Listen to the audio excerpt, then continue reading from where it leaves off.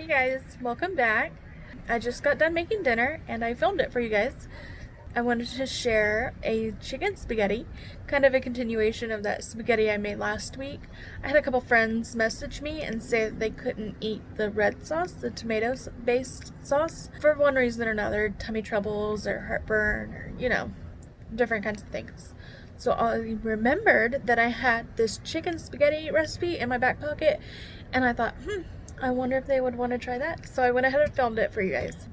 It's not super fancy, quick, super easy. It only took me about 20 minutes to make the whole thing.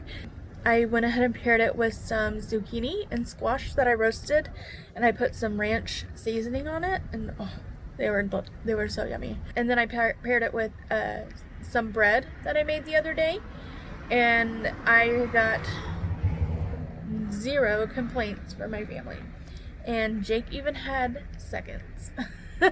So it's pretty self-explanatory. I just wanted to pop on here and let you know what it was. I'm just gonna let the footage roll and you guys can let me know if you make it, and I would love to see pictures of what you made. So come along with me as I cook dinner, and we'll see you next Tuesday for another cleaning video. Bye.